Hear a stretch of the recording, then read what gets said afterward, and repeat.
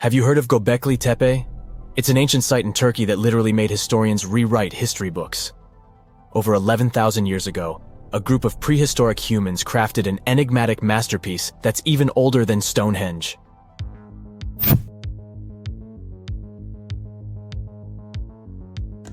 Before its discovery, archaeologists believed that people didn't know about iron and weren't good at making pottery. They were sure that settled life only emerged with the need for agriculture. But Göbekli Tepe changed this belief.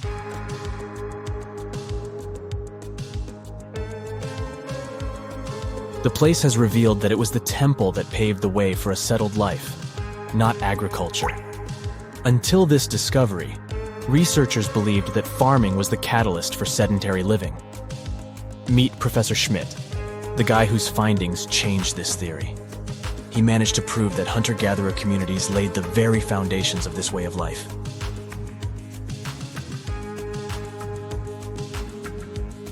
Back in the 1960s, other archaeologists visited the area, but they totally missed the mark. While surveying the region, they stumbled upon a hill with scattered limestone slabs and concluded it was just an old burial ground from medieval times. Little did they know that there was so much more to uncover.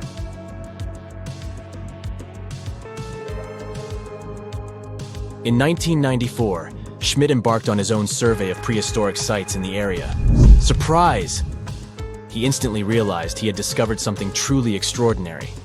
Unlike the nearby flat and barren plateaus, Göbekli Tepe had a gently rounded top, rising 50 feet above the surrounding landscape. Funny enough, the translation of this place's name is Potbelly Hill. Schmidt was sure only humans could have made something like this.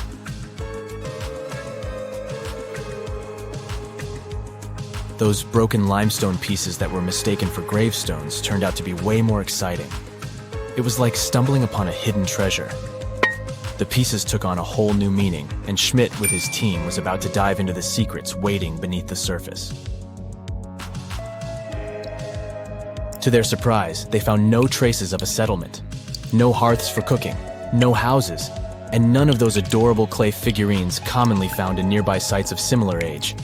However, they uncovered that those ancient people used tools like stone hammers. So, Schmidt and his team put their heads together and took a wild guess at the age of Göbekli Tepe's stone structures. Their estimation got backed up by some limited carbon dating done right at the site. The ancient vibes of this place were finally starting to make sense. It was like a puzzle slowly coming together.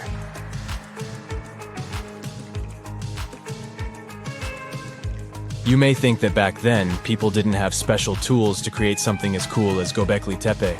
Not true.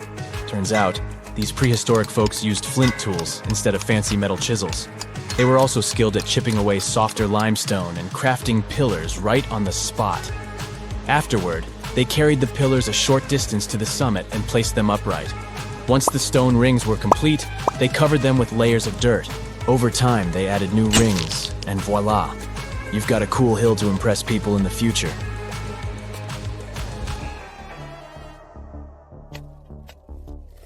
During their first year of excavation, the team went through 15,000 pieces of animal bones from wild creatures. These people didn't have pet animals or grow their own food. They hunted wild animals for their meals. But things were about to change, because the place had everything they needed to start farming. Scientists say they had wild sheep and wild grains that could be domesticated. And guess what? Just 20 miles away, geneticists found evidence of the world's oldest domesticated strains of wheat at a prehistoric village.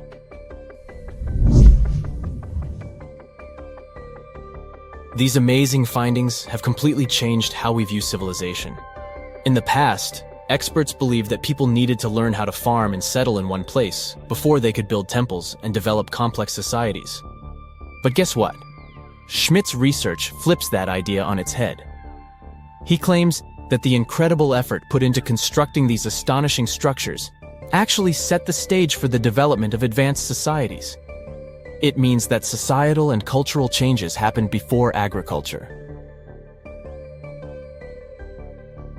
Schmidt has this fascinating hypothesis about Göbekli Tepe. He thinks it could have been a special burial site where people left their loved ones. And here's the twist.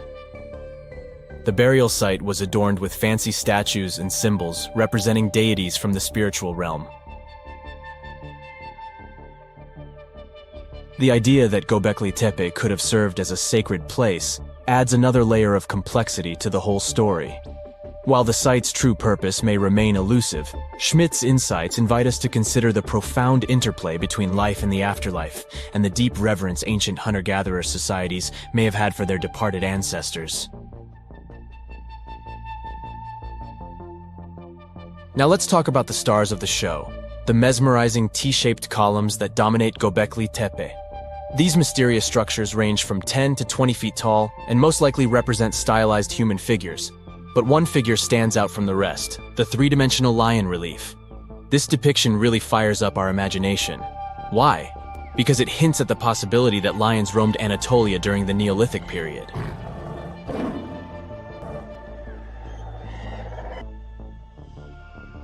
These standing stones are arranged in circles and placed in rectangular pits. Each circle has a similar setup. Two big T-shaped pillars in the center, surrounded by slightly smaller ones facing inward. Talk about a stylish arrangement. These towering pillars reach a whopping 16 feet and weigh between 7 and 10 tons. Some pillars are plain and simple, while others are like works of art with intricate carvings. Foxes, scorpions, and vultures come to life, crawling and twisting on the pillars' sides. But it's not just animals depicted on these stones. Some pillars have abstract shapes representing humans, and even small carvings of clothing items. Some of them even have belts. Now, there's one pillar that stands out from the rest like a rock star. This super old stone pillar suggests that a comet crashed into Earth. It happened during a chilly period that lasted about 1,000 years. Previous studies examining Greenland ice cores hinted at this comet theory, but now the carvings at Göbekli Tepe prove it right.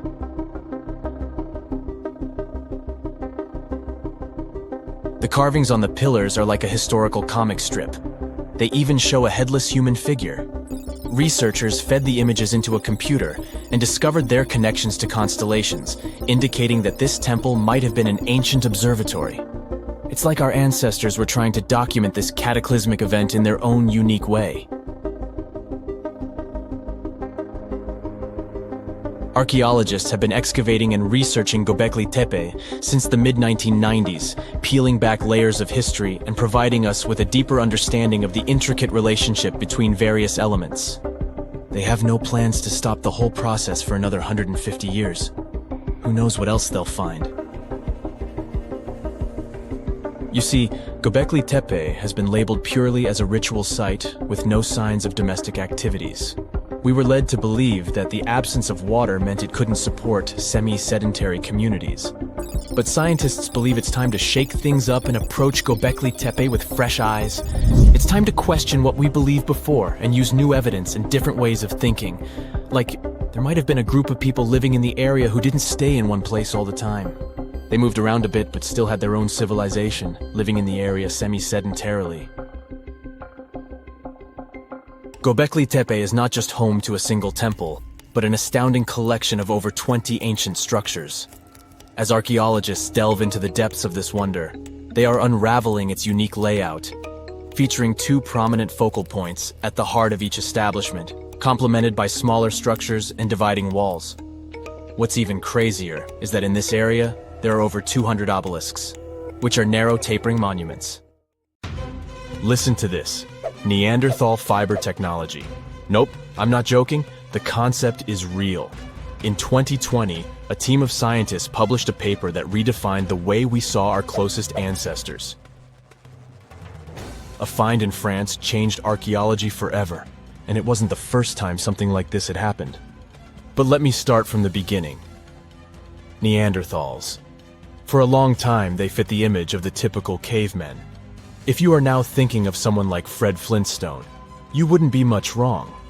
What was the reason behind this stereotype? When did we start believing that Neanderthals were not the brightest tools in the shed of evolution? In comes William King, a 19th century British geologist. He was the man who named the Neanderthals. Based on the bones King found, the scientist declared the species not intelligent, and this image stuck with the Neanderthals for centuries to come. But a piece of string, just a quarter of an inch long, changed everything. A small, dry river valley, Abri du Maras, was the place of the great find. Archaeologists unearthed a cord fragment next to a stone tool. Such twisted fibers could have been used for everything from making clothes to fishing nets. In prehistory, this was some advanced tech, and the Neanderthals seemed to have mastered it. Scientists already knew that these early humans made tar from birch bark, and that they produced shell beads. There's even evidence of Neanderthal art. They were definitely not primitive. The string section and similar finds are changing the way we perceive our ancestors. The world of archaeology is constantly changing. Take the pyramids in Egypt, for example. Turns out, they weren't really built by an army of people who the pharaoh made work until they passed out. Herodotus, the famous Greek historian, was the man who started the confusion. He claimed, in 500 BCE, that 100,000 men took part in the construction of the Great Pyramid in Giza. He made no mention of who they were and why they were building the pyramids. That's how the myth started. Huge stone slabs pulled by humans, driven by a foreman with a whip. But Egyptologists would beg to differ. Those are the scientists who study ancient Egypt's culture. Fairly recently, they uncovered a workers' village that told a different tale. Yes, there was evidence of hard work on the workers' bones, but the construction industry is demanding even today. It took almost 6 years for 12,000 workers to complete the world's tallest building, Burj Khalifa. Back in Egypt, 3 times more workers finished the Great Pyramid in around 2 decades. An impressive feat of ancient engineering, wouldn't you agree? Superiors looked well after the Egyptians who built the pyramids. Their diet was rich in protein. They had medical care and they got paid properly. In fact, they lived better than the non-working population. And they lived with their families near the construction site. Archaeologists know all this because they unearthed bakeries and dormitories with bread jars and other goodies. Looks like the pharaohs were okay employers after all, and the job market wasn't that terrible. They also kept detailed papyrus records of the build and hieroglyphs. You and I wouldn't stand a chance of reading these letters that resemble images. Egyptologists had the same problem. For over a millennium, no one had used this type of font.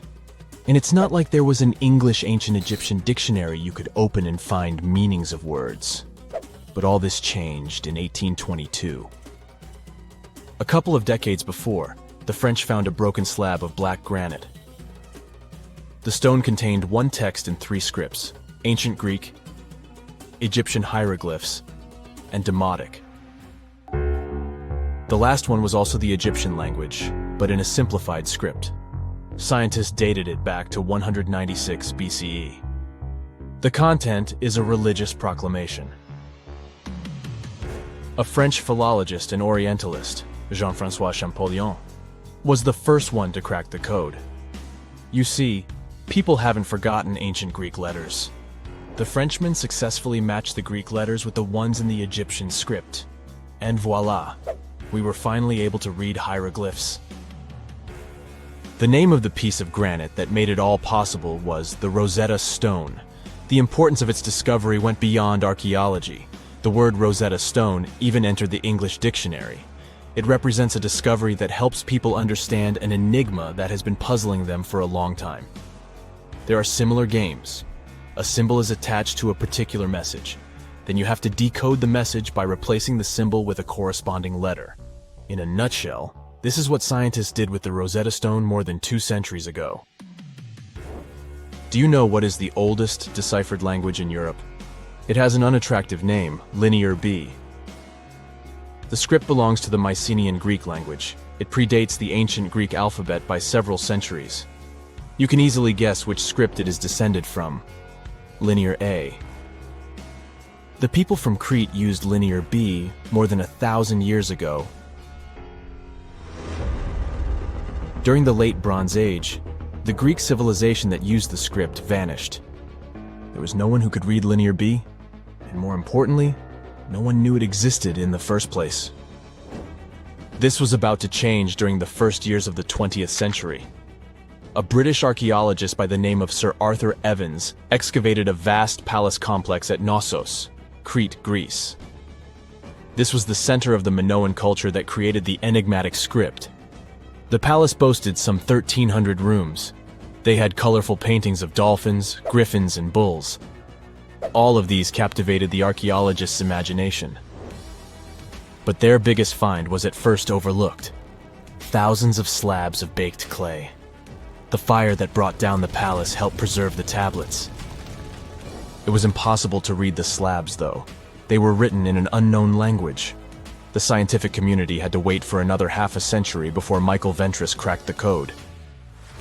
He was an English architect and cryptographer. Ventris studied Greek and Latin. While attending the famous archaeologist lecture, the young man decided to solve the puzzle of Linear B once and for all. He managed to do so in 1952. One of Ventris's most amazing discoveries was that the script was an archaic form of Greek. But cryptology still hasn't solved the code of Linear A. This writing system will remain a mystery until a motivated young person like Michael Ventris comes along. They wouldn't have to be a professional archaeologist. Basil Brown certainly wasn't. Yet in 1939 he discovered the richest early medieval tomb in Europe. This happened in Sutton Hoo in the southeast of England. This wasn't an ordinary tomb made out of stone. It was a full-size ship, 3 times as long as a London double-decker bus. And that's not all. Apart from its main purpose, the ship was full of riches.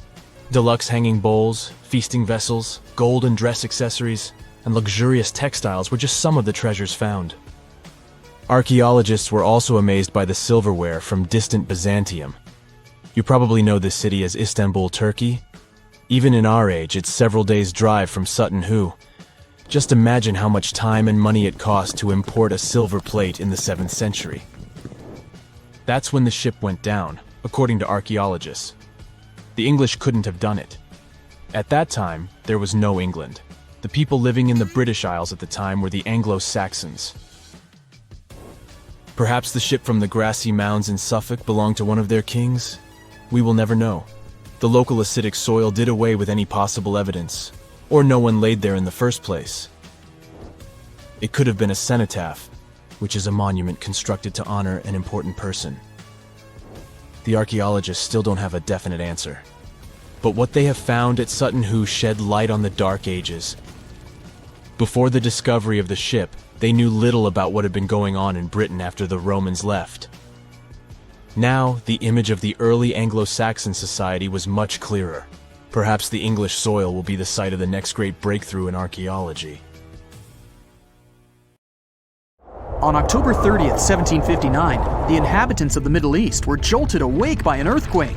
Cracks appeared in the walls of their homes, roofs began to crumble. People ran out of their homes and gathered in open areas. But because of strong shocks, they kept losing their footing and falling. A month later, there was another earthquake, but it turned out to be even stronger. Trees broke, houses collapsed, deep cracks appeared in the ground. The disaster lasted for 2 minutes. Oases, roads, and cities were destroyed. Incredibly, Baalbek's ancient buildings withstood earthquakes. Some historians state that this majestic and mysterious place was built during the Roman Empire, but many researchers disagree. Whatever the truth is, the city is one of the main archaeological phenomena of humankind. The most amazing building of Baalbek is the Temple of Jupiter. The inhabitants of the Roman Empire believed that Jupiter held power over lightning and thunder. The building looked like a platform with 54 columns. A massive roof rested on these columns. Today, you can only see 6 70-foot-high columns. Each of them consists of 3 sections and resembles a pencil. The cores of these pencils were made of lead. This made the columns exceptionally strong. Each of these pieces of stone weighed an incredible 80 tons. That's the weight of 35 Ford Explorer SUVs. Look, this is the largest block in the Great Pyramid of Giza. But compared to the blocks from Baalbek, it doesn't even look that impressive. The foundation under the Temple of Jupiter was preserved. That's how specialists figured out it consisted of about 25 monolithic stones, weighing 450 tons each. It means that the blocks from Baalbek weigh almost 4 times more than the blocks from Egypt. There are 3 more enormous limestone blocks in the foundation. They weigh 800 tons each. This is more than twice the weight of a Boeing 747 plane. Ancient builders must have had a hard time carving such giants from a piece of stone. And after that, they also had to pull them to the construction site and lift them to a significant height. Repeating these logistics would probably turn out to be a nightmare for present-day builders. To do this amount of work, they would need modern equipment. But Baalbek's constructors didn't have trucks, cranes with circular saws, or electricity. How did the builders of the past manage to do this? Scientists have a theory that includes ropes, winches, and lever systems. Naturally, the engineers of the past made all the gadgets from wood. Around 3,000 feet away from the ruins of the temple complex, there's a quarry. Archaeologists suppose that's where the stones for the construction were cut. They found a block of limestone there. It seemed to be too large, even for this incredible place. The monolith got called the Stone of the South. It was 65 feet long and 13 feet wide. The ancient builders didn't have time to completely separate it from its mother rock. A group of scientists from Austria estimated that this piece of limestone weighed more than 1,000 tons. That's like 3 Boeing aircraft or 160 African elephants. There was another surprise awaiting the archaeologists near the Stone of the South. It was the second monolith that weighed more than 1,200 tons. But the ancient builders didn't stop at that. They continued to work. In 2014, in the same quarry, German archaeologists unearthed a block that weighed 1,650 tons. No one has figured out yet why people of the past needed a piece of stone that weighed as much as 125 school buses. It's also unclear how they were going to move this giant and why they didn't finish the job. In any case, this third monolith is the largest processed piece of stone in human history. There are more questions than answers. Some researchers believe that people of the past had high-tech equipment. Others don't think so, but are eager to understand how the builders managed to move those stones. There's a huge number of ancient buildings and artifacts on the planet. Lots of them make researchers scratch their heads. Near the Pyramid of Djoser in Egypt, archaeologists have found a network of tunnels. This place is called Serapeum. It contains 24 sarcophagi weighing from 70 to 100 tons. The giant boxes are carved from a single piece of granite and covered with heavy lids. The sarcophagi are perfectly symmetrical. To the touch, their walls are as smooth as glass. Even with the current level of technology, this is very difficult to do. But the ancient Egyptians managed this feat. The Lycurgus cup is a priceless artifact and example of ancient nanotechnology. It's made of glass that can change its color. If you put a source of light in front of the cup, it turns green. If the light is behind the goblet, it becomes deep red. In this case, the figure of Greek king Lycurgus turns pale purple. Scientists understood how this color change worked only at the end of the 20th century. Through microscopes, they saw nanoparticles of silver, gold, and copper.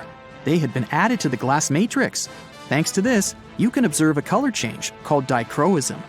Interestingly, the gold and silver were grounded into a fine dust. It's almost impossible to do this by accident. Most likely, the ancient experts knew for sure what they were doing. Bolivia has a curious place called Puma Punku. It looks as if an ancient giant played there with an enormous construction set.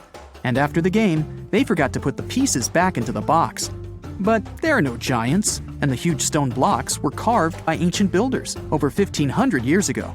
Some of the rocks weigh 100 tons. The blocks were brought to an altitude of almost 13,000 feet above sea level from the quarry 60 miles away from the construction site. There's no forest in that area. This means the builders couldn't use trees to make wooden rollers. The monument belongs to the Inca civilization. Scientists are sure they didn't know anything about wheels. In 1992, the inhabitants of a Chinese village decided to drain a pond. Their ancestors had been using it to wash clothes and catch fish for hundreds of years. They kept pumping the water out for 17 days. At the bottom of the reservoir, they made an unexpected discovery. The villagers saw an entrance to a cave going down to a depth of 100 feet. The incredible find was named the Longyu Caves. Unknown builders carved out 320,000 square feet of galleries. There are separate rooms, bridges, pools, and columns that support the ceiling. The walls of the cave are covered with strange carved lines and patterns. Scientists haven't found any information about who built the caves and why they did it. The construction technology also remains a mystery. Antonio Stradivari lived in Italy in the 18th century. He created musical instruments. More than 600 of his works have survived to this day. 500 of them are violins. One of the instruments was sold at auction for $16 million. The violins made by this master sound clear and deep. Researchers can't understand why Stradivarius instruments produce such unique sounds. Perhaps it's all about the varnish the master used to cover the violins. The answer may also lie in the wood the instruments are made of. In those days, Europe had a cold climate. Because of this, the wood became denser, and the instruments made of it sounded especially pleasing to the ear.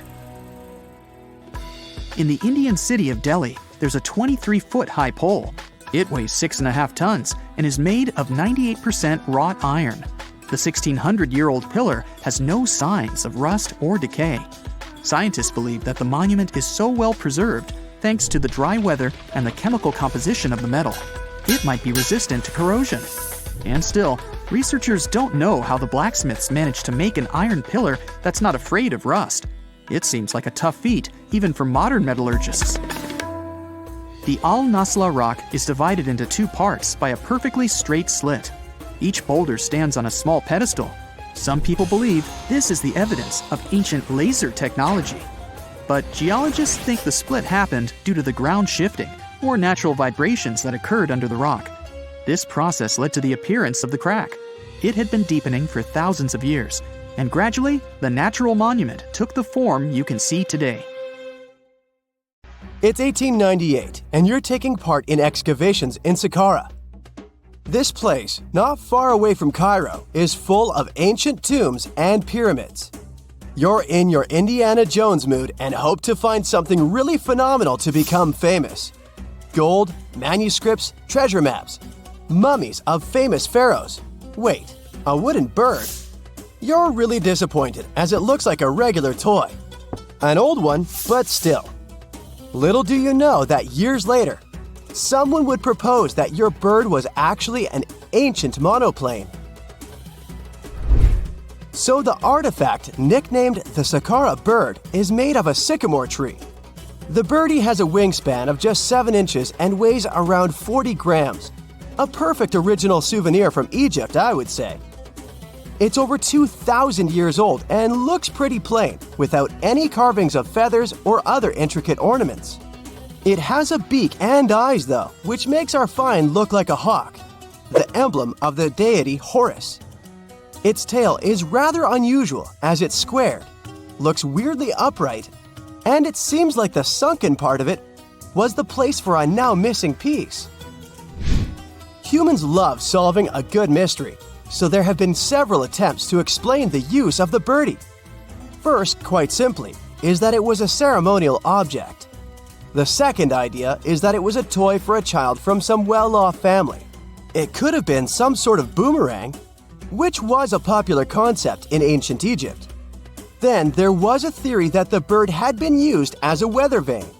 But this one has been debunked as the figure doesn't have any holes or markings, except for the one made at the museum in Cairo to fix the exhibit on a stick.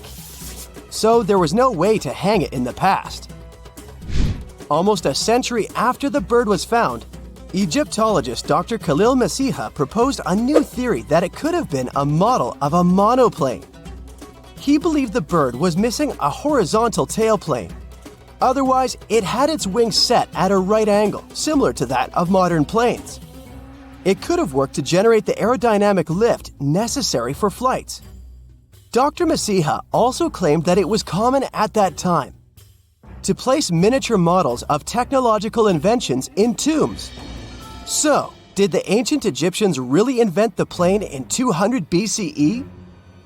That would make the Wright brothers, who are considered the inventors of aviation, really upset.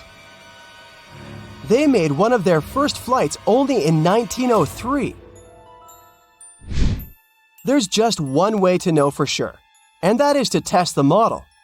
But you know, the ancient museum in Cairo would unlikely let one of their cherished exhibits fly around like a toy. That's why glider designer Martin Gregory built a similar model, this time of balsa wood, and concluded that even with the missing tailplane, the plane wasn't much of a flyer. Case solved? Not really. This didn't sound convincing enough to the History Channel, so they invited an aerodynamics expert to build another replica of the bird.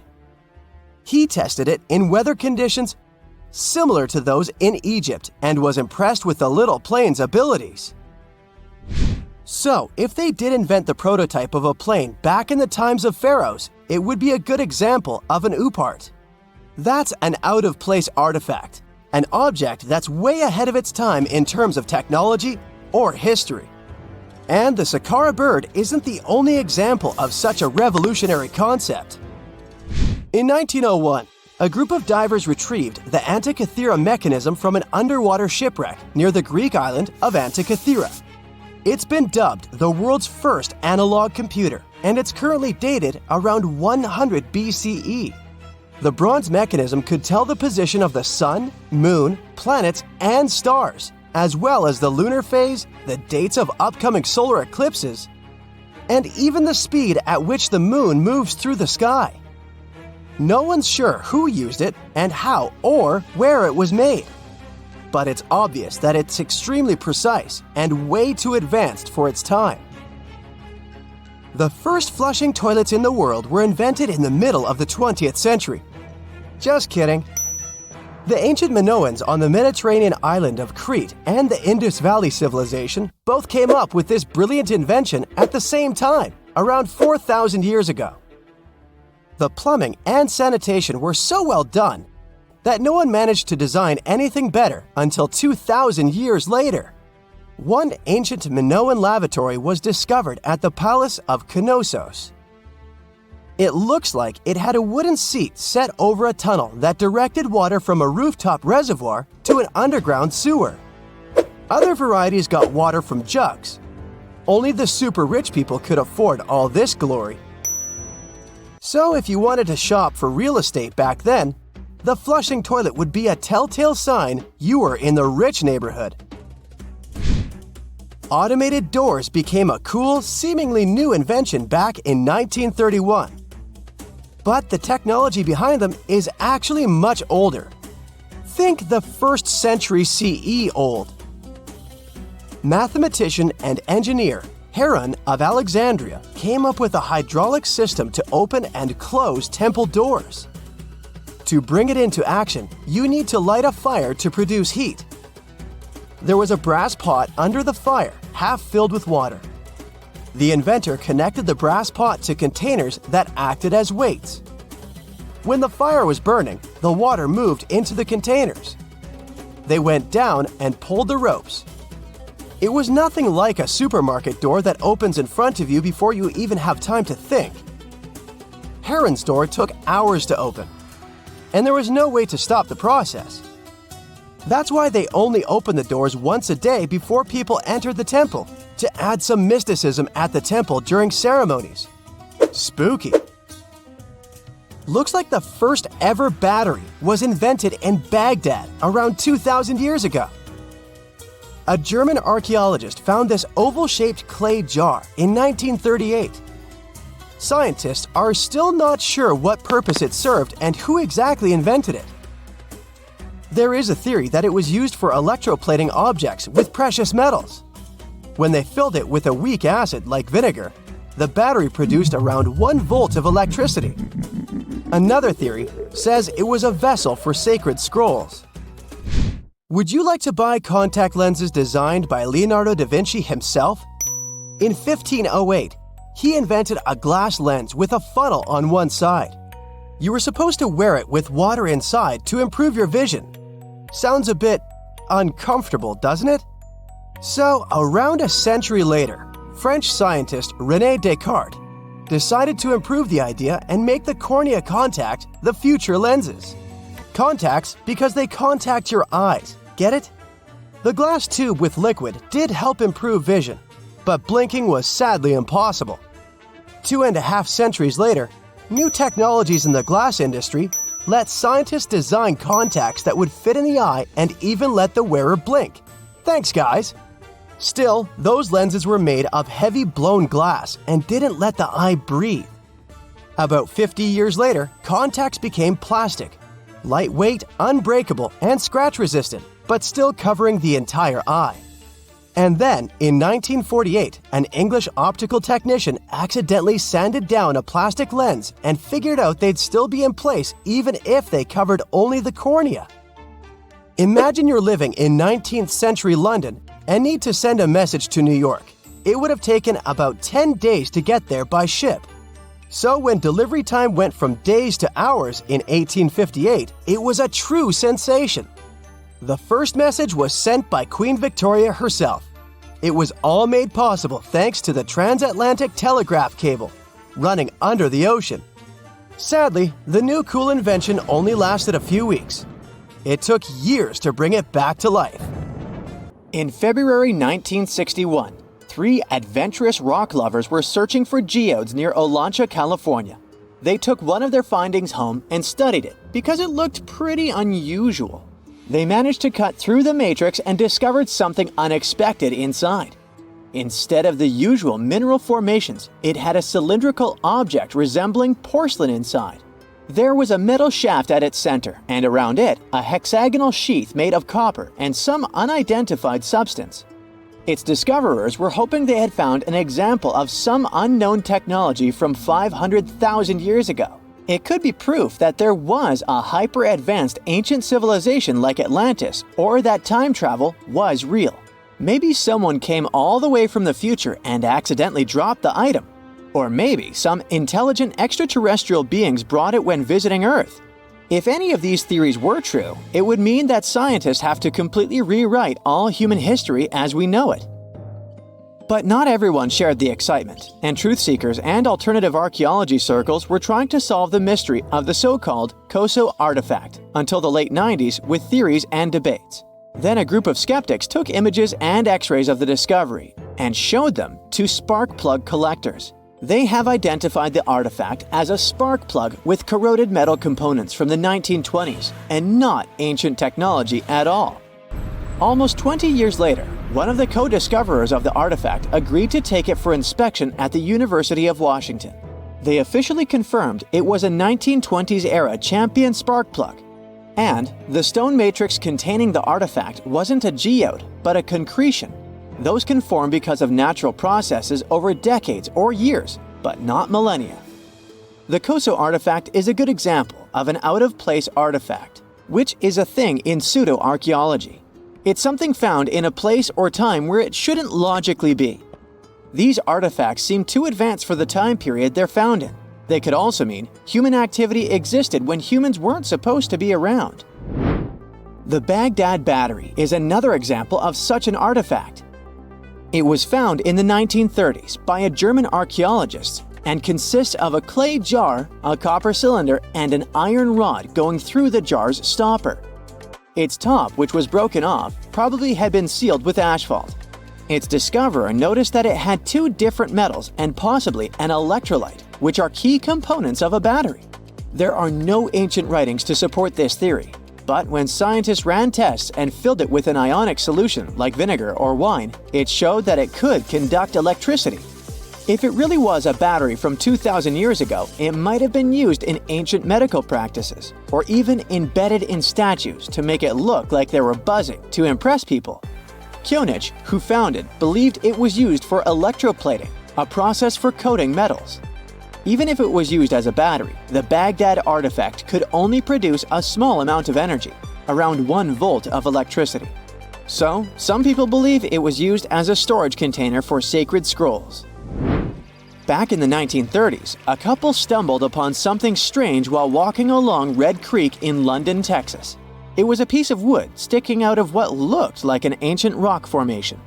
Around a decade later, their son, who was really curious to find out its secret, decided to crack open the rock and found a surprisingly modern hammer inside. This discovery caught the attention of Carl Bau, a young Earth creationist who claimed the rock surrounding the hammer dated back to the Cretaceous period. He saw it as evidence against evolutionary theory. After some investigation, scientists proved that the rock was not as ancient as it seemed. Geological processes have just encased the modern hammer over time, so it wasn't evidence of humans coexisting with dinosaurs like the Flintstones, as some hoped. It was just a case of a miner dropping his hammer centuries ago and nature doing its thing. A Chinese archaeologist supposedly stumbled upon some caves that seemed to serve as a burial ground for small beings with big, oval heads. Alongside these remains, there was rock art depicting figures with round helmets, the sun, the moon, the earth, and stars connected by groups of pea-sized dots. They also found over 700 mysterious stone discs etched with spiral grooves.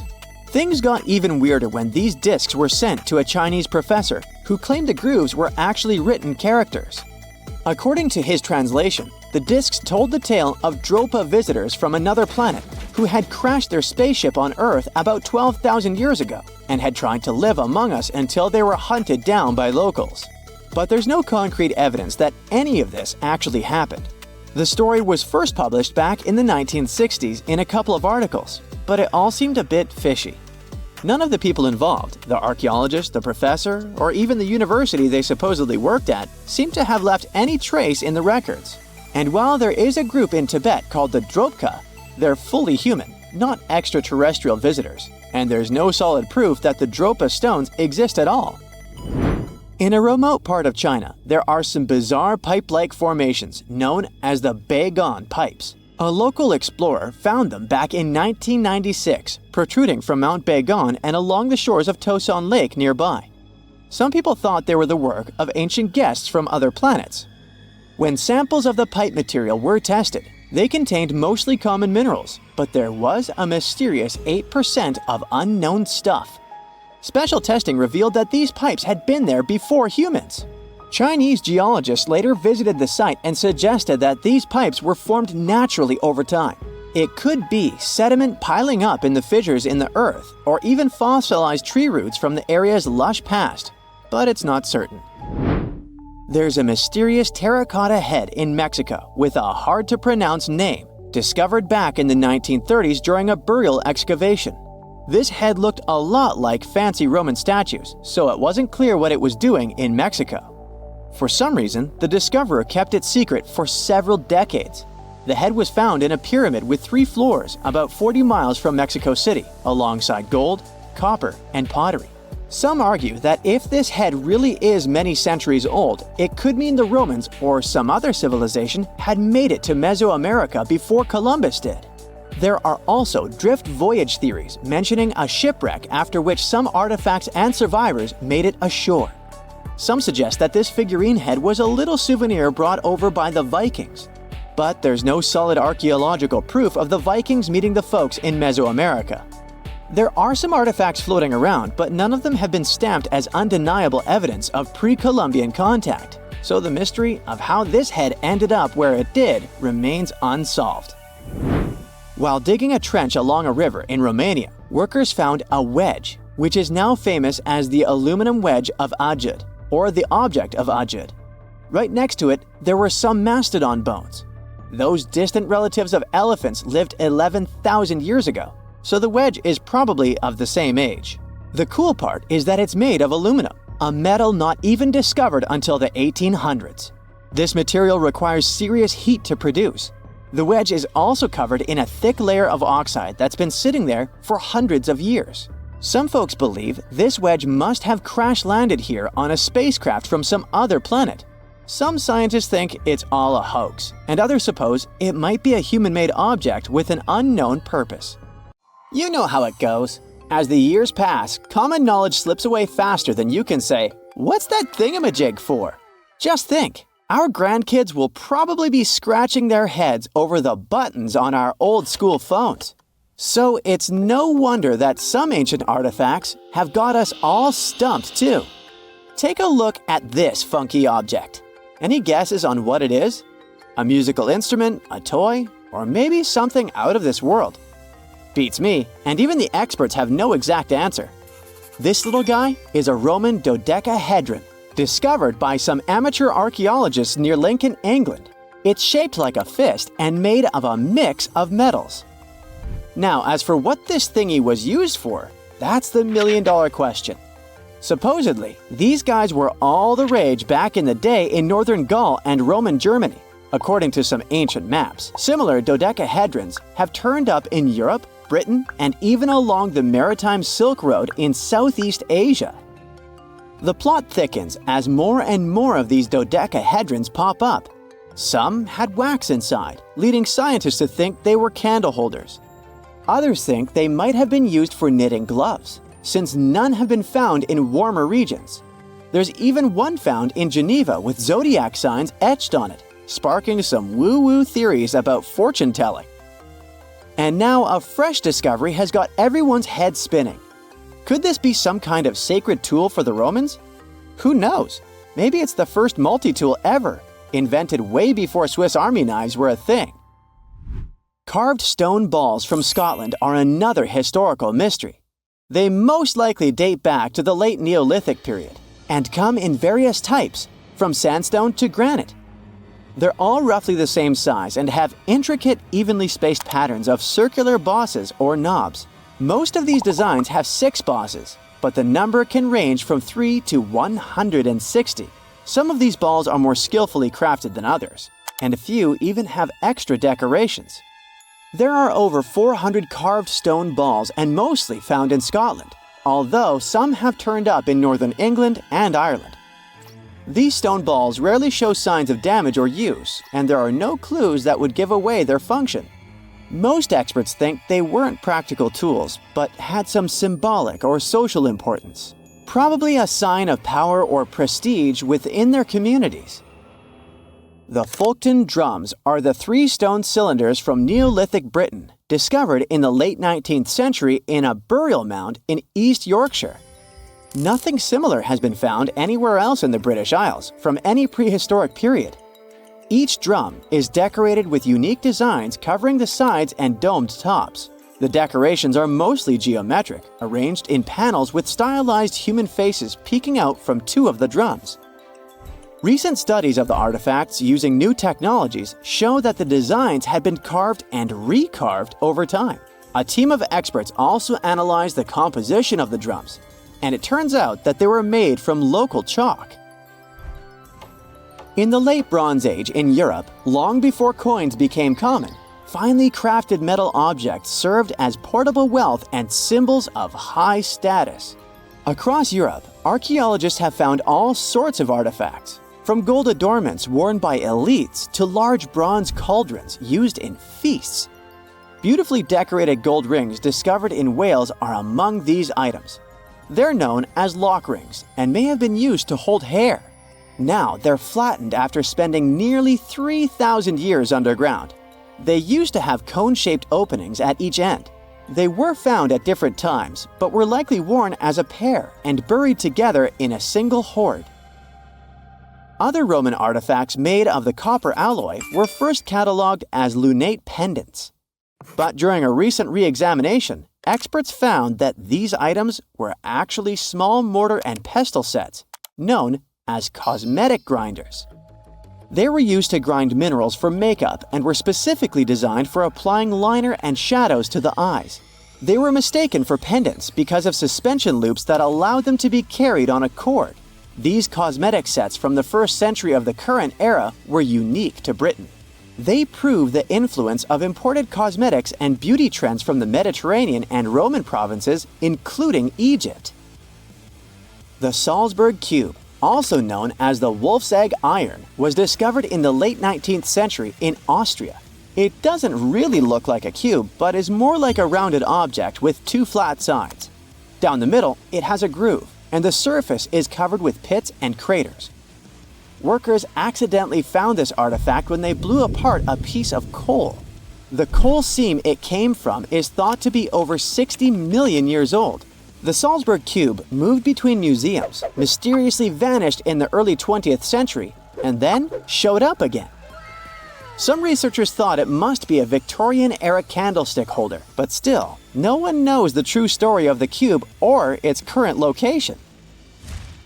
Archaeologists have unearthed an incredible historical find in Pakistan, an ancient sphinx estimated to be around 12,500 years old.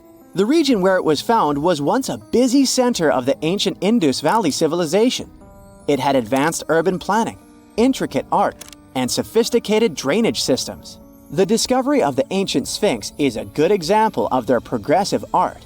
We all know of the Great Sphinx of Giza, But what was the significance of the Sphinx in the Indus Valley culture? Their Sphinx has designs and carvings that show scenes with their daily activities, which means it may have had a more complex role than a symbol of power or guardian. It could stand for a balance between humans and nature, or even a deity associated with agriculture. Arauca in Chile sits on the sandy dunes of the Atacama Desert, known as the driest desert in the world. Long before this coastal town was built in the 16th century, the Chinchorro people called this region their home. Archaeologists found hundreds of their mummies. Radiocarbon dating showed that these mummies are over 7,000 years old, which makes them 2,000 years older than the famous Egyptian mummies. The Chinchorro used special techniques to preserve the mummies, not just relying on the dry climate for that. And unlike the Egyptians, they didn't just do it for the elite members of their society, but for everyone, no matter what age or status they had.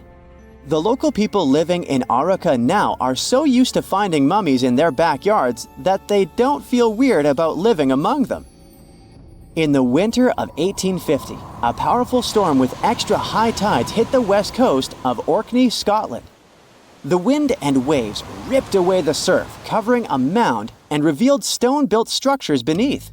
A local antiquarian decided to dig up the village that he thought was from the Iron Age. He managed to unearth the remains of 4 houses and many artifacts from 2 villages. The villages had been buried under sand, so everything was really well preserved. Carbon dating wasn't a thing back then yet, so it was tricky to tell the exact age of the villages. Almost a century later, with new tech, researchers were finally able to tell that the place was actually from Neolithic times. You can still see stone dressers and box beds in the prehistoric houses. Archaeologists and historians working on the famous Terracotta Army think that it might have been inspired by or modeled on ancient Greek sculptures. It would mean there was a cultural contact between East and West much earlier than we thought, long before the Silk Road trade route.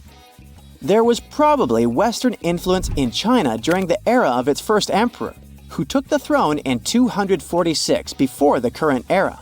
Before that time, China didn't have a tradition of building life-sized sculptures.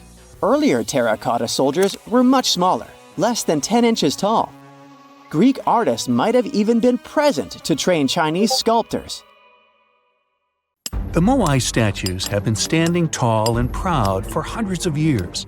Once people put an enormous effort into carving these grand sculptures, and then they just suddenly stopped making them. But why? Let's figure out this mystery. Easter Island, located 2,500 miles east of Tahiti, has an area of 63 square miles. To this day, it's one of the most isolated islands in the world.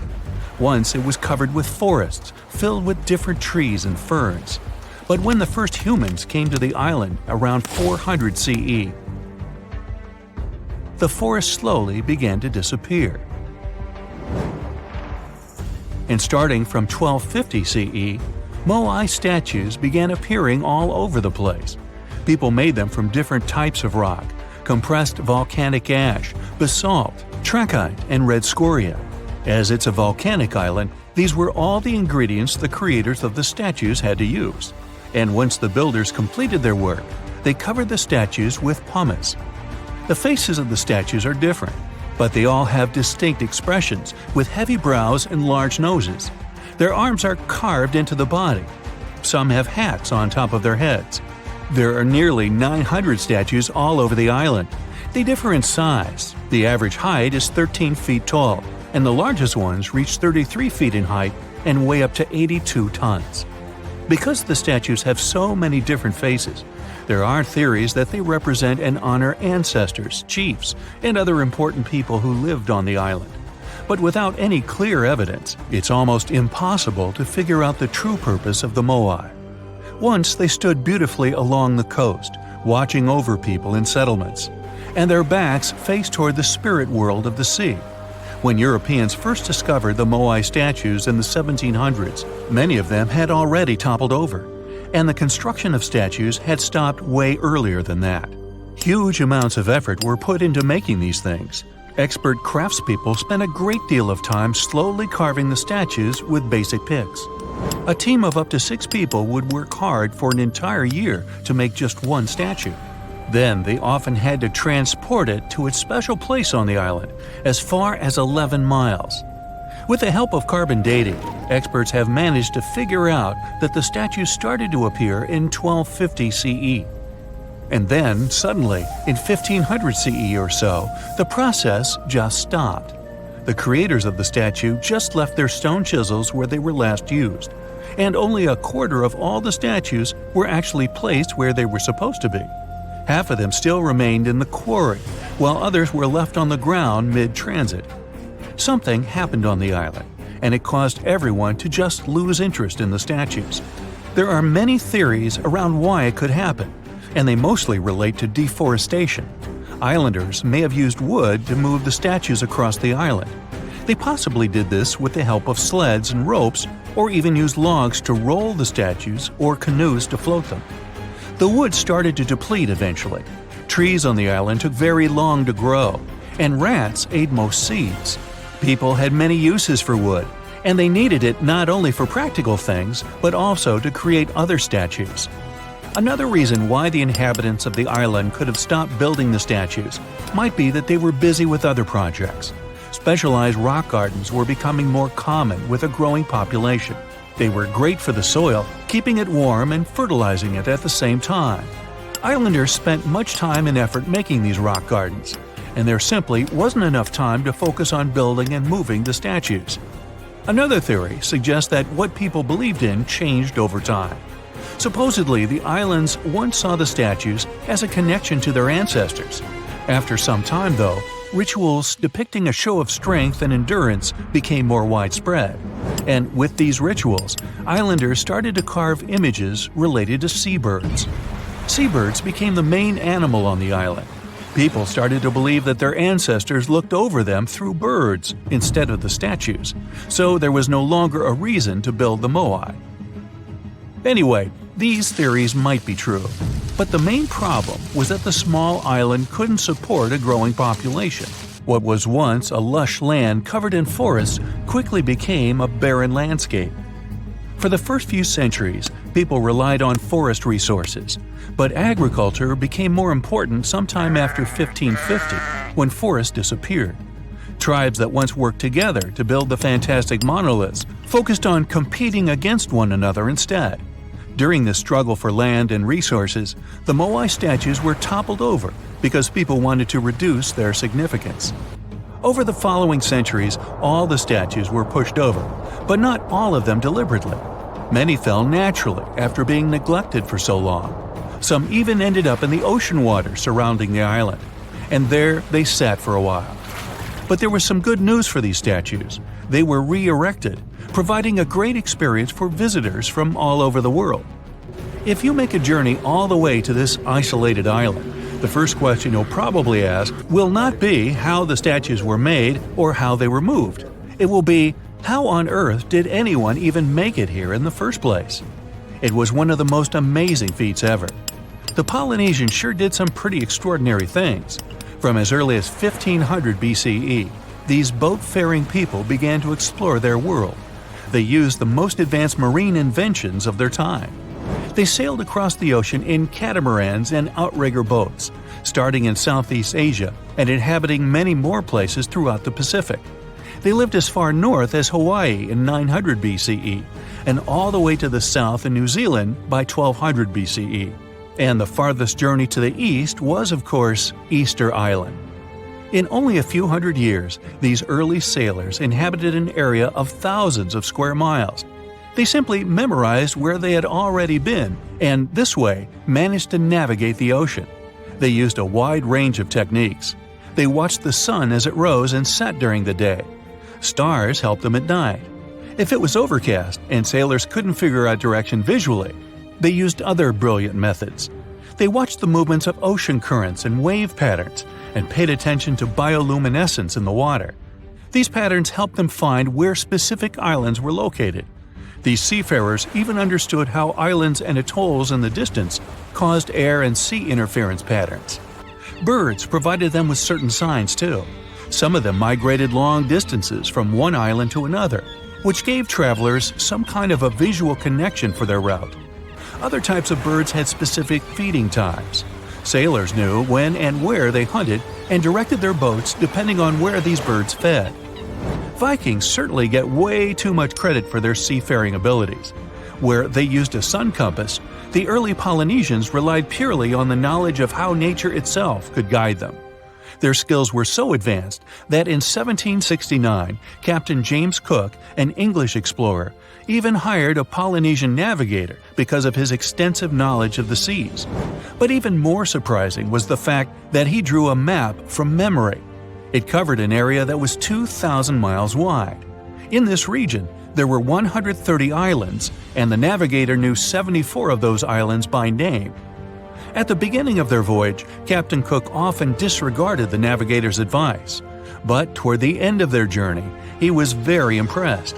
He also recognized the Polynesians as possibly the most widespread nation on Earth. Now, have you ever seen cricket balls that are 3 billion years old?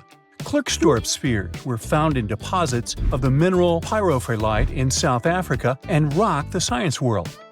They do look like tiny ancient cricket balls with seams-like lines around the middle. Back in the 1980s, some folks claimed these spheres had been made by an advanced pre-flood civilization we know nothing about. One museum curator shared stories about how they rotated on their own in a display case. There was also a TV show that invited a psychic who declared the spheres were pieces of an ancient spaceship. But according to geologists, these spheres are actually pretty common concretions or spherical objects formed by different minerals than the surrounding rock. The seam-like lines are just imprints from the host rock's layers building up over time. The Klerksdorp spheres come in different shapes, from noticeably flattened spheres to distinct disks. As for that episode when one of these spheres spun on its own, the curator of the Klerksdorp Museum cleared that up too. He said that when he put one sphere on its glass shelf when a journalist came to visit, the sphere naturally rotated a bit because it's round. The area where the museum is located often experiences earth tremors from gold mining activities nearby. The oldest known human-like footprints could be 6 million years old. They were found on the Greek island of Crete in 2002. If the number is correct, it would mean that early human ancestors may have migrated between Europe and Africa much earlier than we previously thought. This doesn't mean Africa is not the cradle of humankind, though. It could just prove that early human ancestors moved back and forth between continents. Some researchers believe the footprints were left by a bipedal creature possibly related to an early human ancestor nicknamed El Greco. According to scientists who studied them, the footprints have a very human-like shape, with 5 toes and a parallel big toe. Some scientists are skeptical about it and suggest the prints might be from a late European ape. The new study analyzed fossilized marine microorganisms found in the sedimentary rocks to determine the footprint's age and prove it's actually 6 million years. The next amazing find that keeps scientists entertained is the Dorchester plot. It's a beautifully crafted metal vessel with some fancy geometric designs embossed in shiny silver. The pot was discovered in, who could have thought, Dorchester in 1852 under quite unusual circumstances. During a powerful blast, the pot broke into 2 pieces. Scientists believe it was originally embedded within a rock or boulder known as pudding stone. The rock from which the Dorchester pot emerged is dated to be around 500 million years old. So it could mean the pot itself is also that old. The current and less exciting theory suggests that the Dorchester pot is a Victorian-era candlestick holder. Such things were really trending back then, so it's not a surprise to find such fancy household item from that time. The Dorchester pot falls into the category of ooparts, or out-of-place artifacts. Those are objects that seem too advanced for the time period they're supposedly from. If we accept that the pot is 500 million years old, then whoever made it was way ahead of their times in terms of crafts and tech. One extra mystery is that the pot has an engraving of a plant that most likely disappeared from Earth over 100,000 years ago. Sounds like good proof the pot is really extra old. Now, it looks like the oldest map in Europe is a stone from 4,000 years ago. This Bronze Age slab was found in France in the year 1900 at an ancient burial ground. The carvings on the slab show in 3 dimensions the River Odie network with a fantastic accuracy of around 80% over an 18-mile stretch. There are other stone-carved maps around the world, but this one is unique because it shows a specific area to scale. Looks like the slab's carvings don't just map rivers and hills, but also settlements, barrow sites, and field systems. Archaeologists say the slab wasn't used for navigation, but rather to symbolize power. The detailed markings on the slab might have served to illustrate the domain of a local ruler, possibly a prince or king, to show their control over the territory. When the ruler lost power, the slab was likely repurposed as part of a burial vault. The unique artifact was stored in the cellar of a museum. For decades, no one even noticed until several scholars read older reports about the slab and decided to check it out. They conducted a detailed analysis using 3D techniques. Their research proved that the creators of the slab had not only etched lines into the rock, but also modified its surface to reflect the topography of the landscape with high accuracy. The Salzburg Cube, also known as the Wolf's Egg Iron, was discovered in the late 19th century in Austria. Now, don't let the name mislead you. It doesn't look like a cube at all. It's more like a rounded object with 2 flat sides.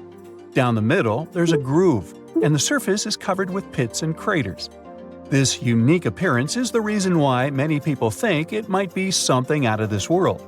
Workers accidentally found this artifact when they blew apart a piece of coal. The coal seam it came from is thought to be over 60 million years old. The Salzburg Cube moved between museums, mysteriously vanished in the early 20th century, and then showed up again. A professor from Bonn University suggested it might be from a meteor, but they found no evidence of elements that you'd normally see in meteorites, like cobalt or nickel. Then researchers thought it must be a human-made object, possibly a Victorian-era candlestick holder. No one knows the true story of the cube or its current location. Yep, it disappeared again. Have you heard about the Meister print? It's a fossilized sandal print discovered in 1968, and it has sparked a lot of intrigue. There's a trilobite inside the print, which supposedly went extinct around 500 million years before humans even existed. But many historians think this age is an exaggeration. When Meister found the fossil, it was authenticated. But the scientist who did it didn't confirm it was a human sandal print. He only agreed there was a trilobite there. When another scientist visited the site, he found a 6-inch impression he believed was from a child's moccasin. But the footwear seemed to be new. So, could it be evidence of time travel? Proof that humans existed millions of years earlier than we thought? Or a sign that someone else visited early Earth? Or is it just a rock formation that looks like a sandal print? We still don't have the answers. Back in June 1936, a couple was walking along Red Creek in London, Texas. London, Texas? Yeah, when they stumbled upon something unusual. It was a piece of wood sticking out of what seemed to be an ancient rock formation.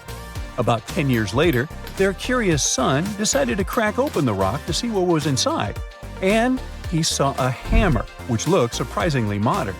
Then, one unique finds enthusiast decided that the rock encasing the hammer was from the Cretaceous period. This would mean that someone dropped a 19th century hammer while dinosaurs like Triceratops were still roaming the Earth.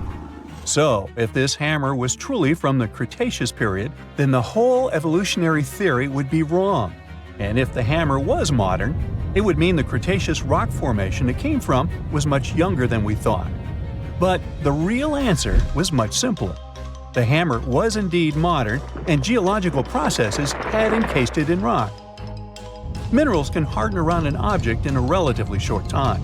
So the hammer was probably dropped by a miner a century or so ago, and the rock formed around it afterwards. And no, it wasn't a Victorian-era candlestick holder either.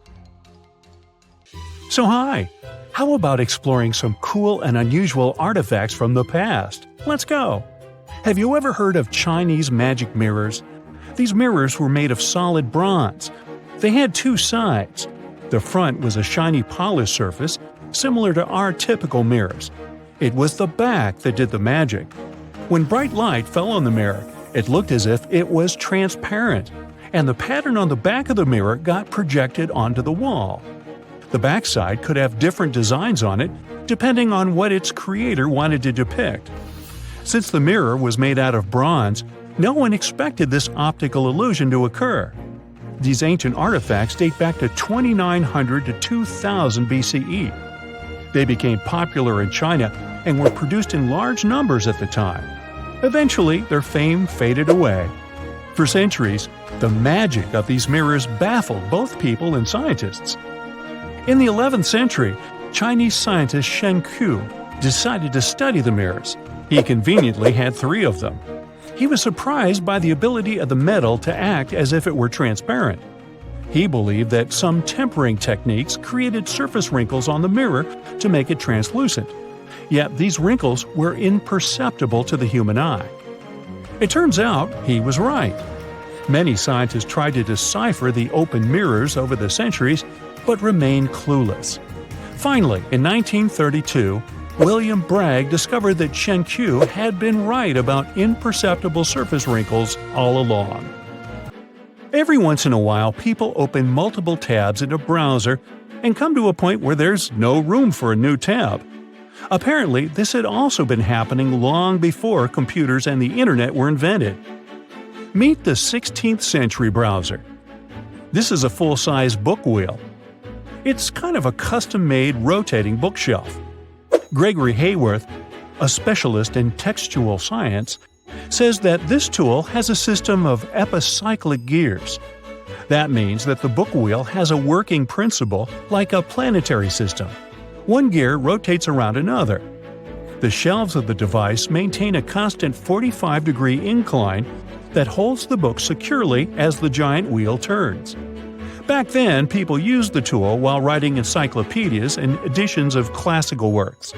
In this kind of work, a person has to have many books open simultaneously so that the information from multiple sources can be gathered easily. Italian engineer Agostino Ramelli is the inventor of this piece of early modern machinery.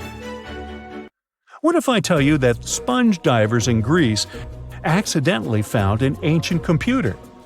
They pulled out this artifact from a shipwreck near Antikythera Island in 1901. Scientists called it the Antikythera mechanism and labeled it as the first mechanical computer. The machine looks like a hunk of bronze, but it has some kind of mechanism composed of gears and wheels. So, experts first assumed that it was an astronomer's tool. After an X-ray scan, though, they found out that the instrument was far more complex than they thought. The artifact was meant to calculate astronomical positions, track the 4-year cycle of athletic games, and so on. It contained a box with dials on the outside and had an assembly of gear wheels attached. It's still unknown who built an instrument with this level of artistry 2,000 years ago and why this technology was lost. After seeing how sophisticated the device was, scientists accepted that their perception of ancient Greek engineering wasn't really accurate. Professor Michael Edmonds of Cardiff University admits that based on the knowledge they have, this mechanism shouldn't even exist. Edmonds says the machine is one of a kind, and its astronomical calculations are precise. For him, the Antikythera mechanism is more valuable than the Mona Lisa. In 1929, scholars working in Topkapi Palace Museum in Turkey discovered a map. It became famous for being the oldest map showing the Americas. Perry Rees drew this detailed map on a gazelle skin in 1513. He depicted Europe, North Africa, the coast of Brazil, and several islands, such as the Azores and Canary Islands.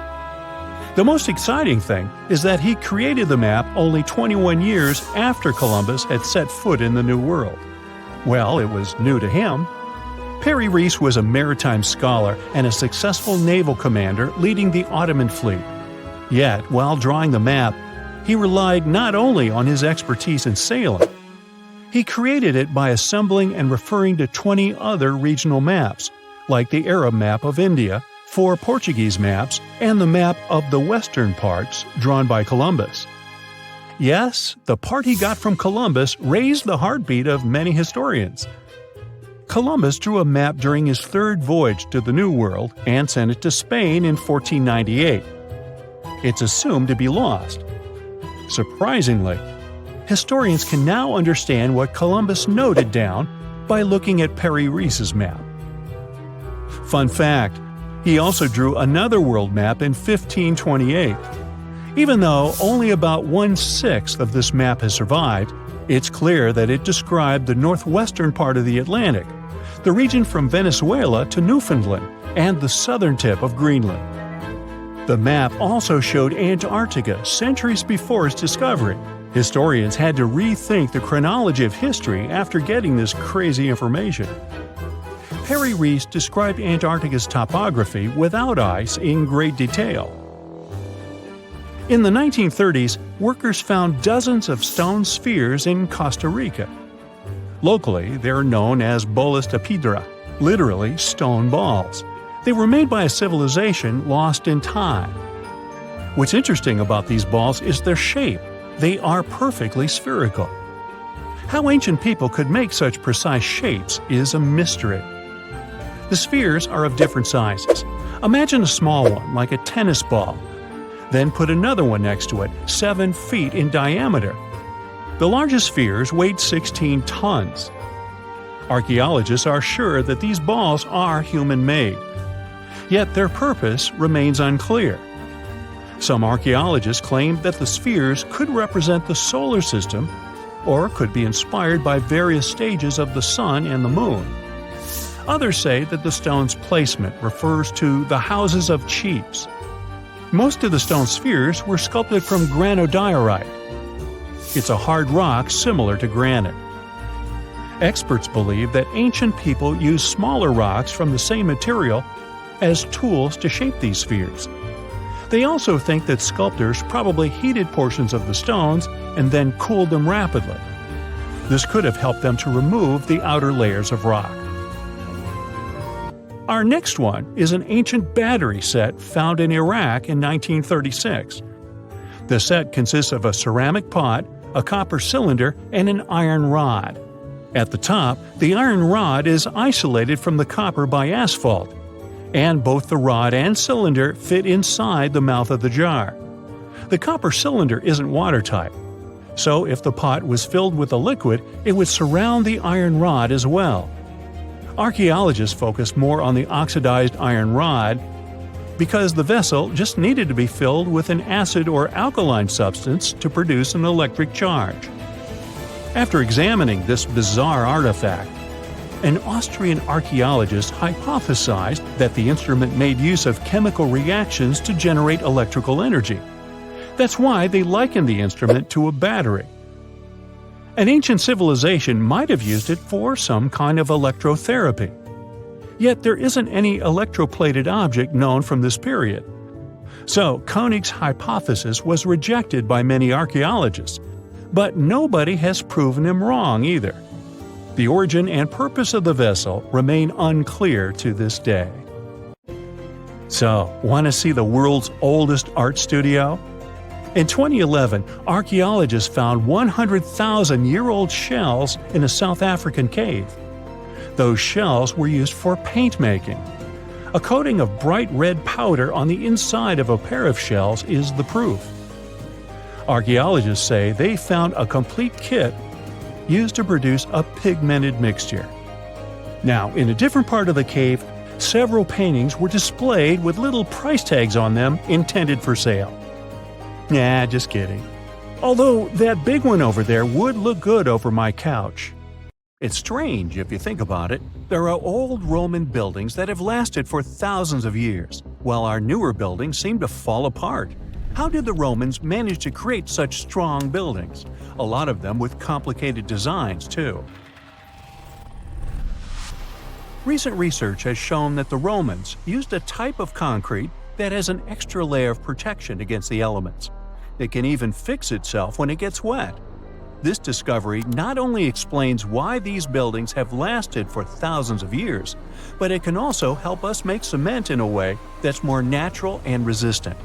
A recent study shows that Romans used volcanic ash in their concrete mix to make it stronger, especially when it was near the ocean, where the air is naturally more humid and could naturally cause more damage. These days, we make concrete out of sand, rocks, water, and a special kind of cement called Portland cement. This cement itself is made by cooking limestone, clay, and other substances in very hot ovens that reach over 1400 degrees Fahrenheit. Sure, it creates a well-blended mixture, but it cracks easily, and sometimes it only lasts a few decades. There's one more interesting feature of this amazing Roman concrete. It has small white bits of calcium called lime clasts that stay inside the concrete and do not disappear over time. At first, it may not seem that attractive because it's not as smooth as the concrete we use today. And for many years, specialists used to think that having small pieces of lime in concrete was a bad thing because they thought it made buildings less resistant. But researchers found out that these tiny pieces actually help the concrete fix itself. I wish I could fix myself that easily.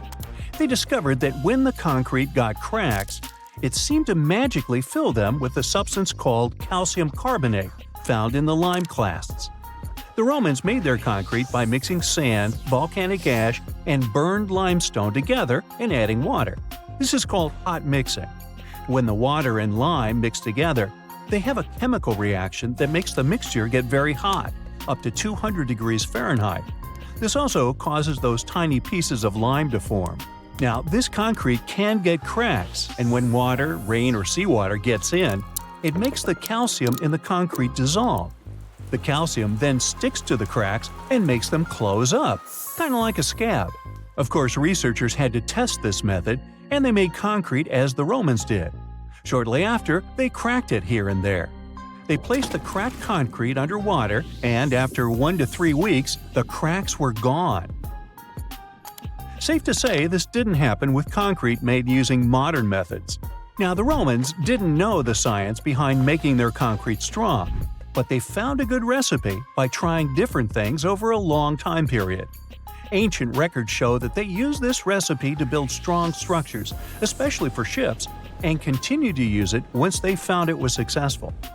Now, not all Roman buildings made it to the 21st century in perfect condition. The Colosseum, for instance, one of the most famous Roman constructions in the world, used to be nearly twice as large as it is today.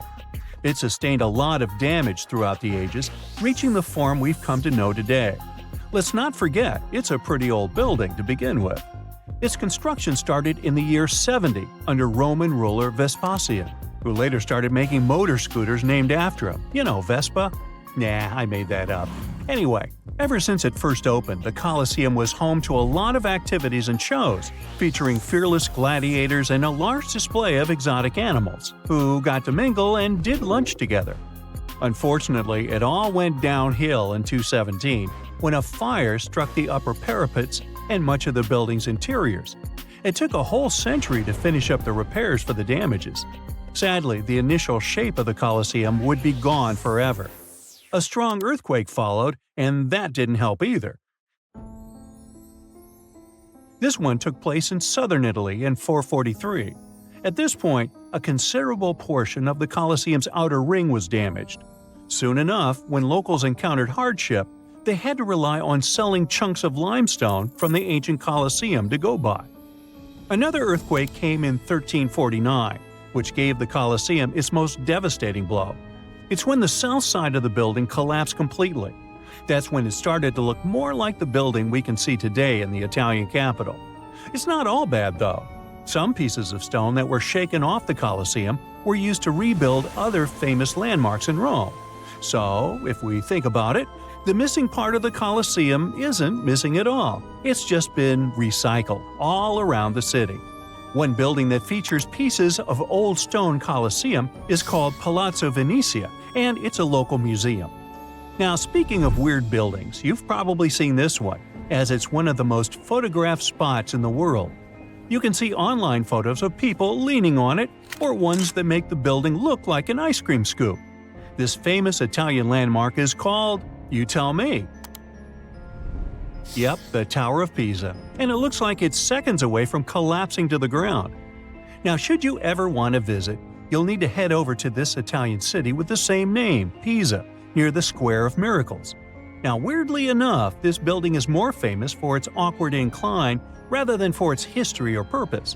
Back in 1178, when the construction of the tower was still not completed, people realized that the building was starting to lean over, and that was before they had reached its third floor.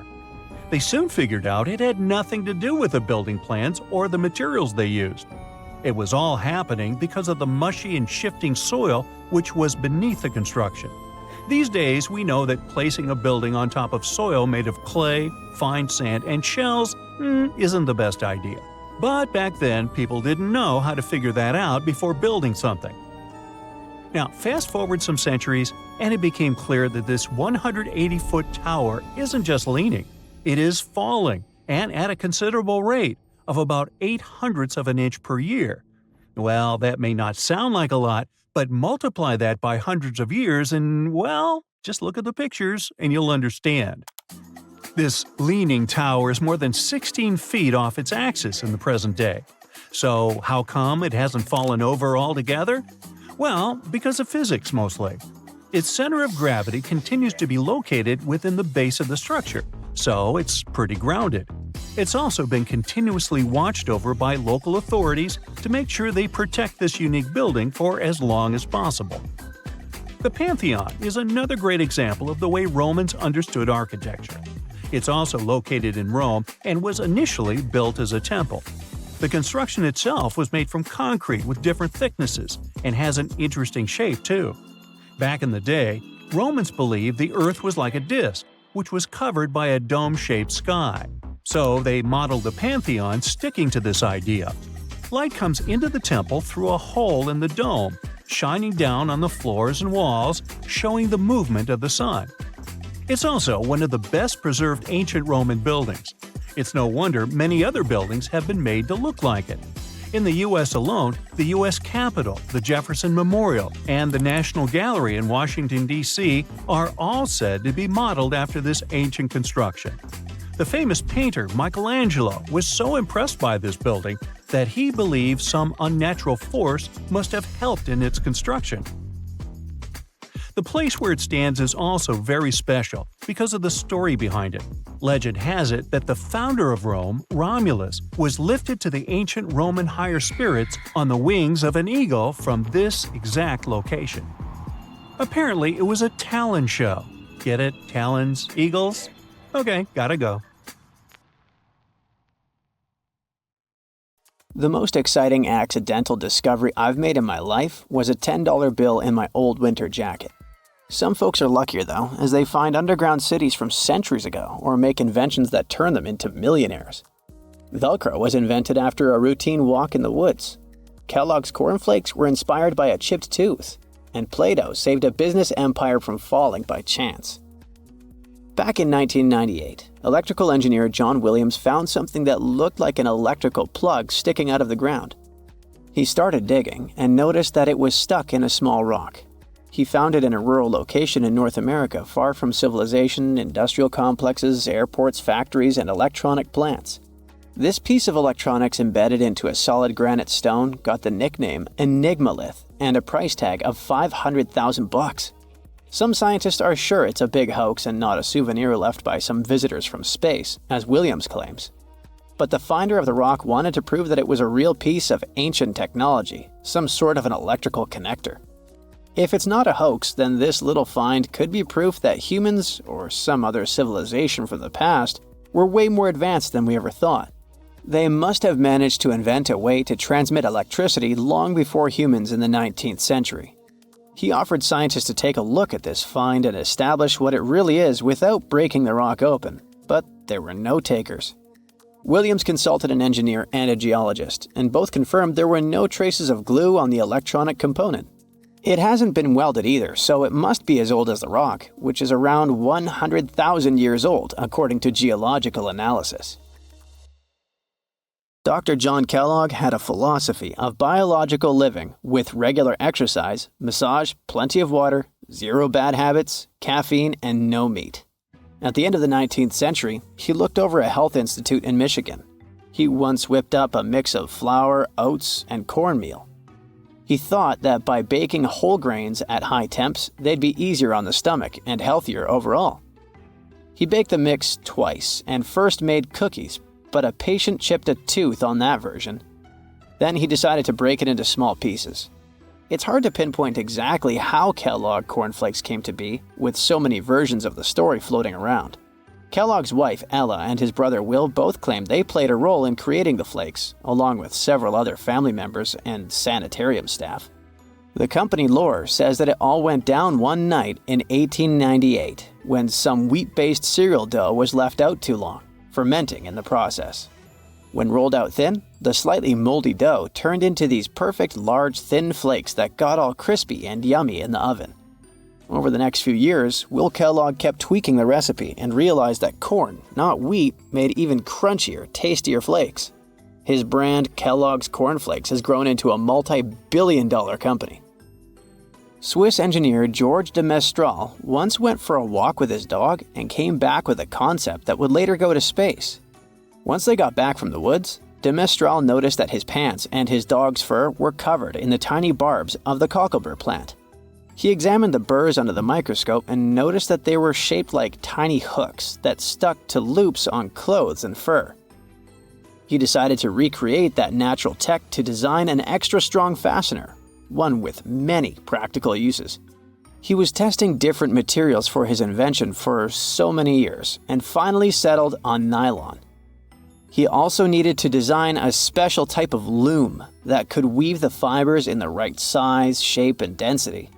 It took de Mestral a total of 14 years until he introduced the world to Velcro, which means velvet and hook in French. De Mestral was hoping his invention would replace the zipper on clothes, but the fashion world found Velcro cheap-looking and unattractive. But NASA didn't think so, and used Velcro for astronaut spacesuits and helmets in the 1960s. Now, Velcro is used everywhere, from footwear to toys to airline seat cushions. Before the middle of the 20th century, most homes were heated with coal. It left soot throughout the house, which was especially visible on wallpapers. Kutal Products was the largest company that sold wallpaper cleaner, but in the 50s, more and more people switched to gas, oil, and electricity, and the sooty buildup problem was mostly solved. The owner of Kutal Products was trying to save his business.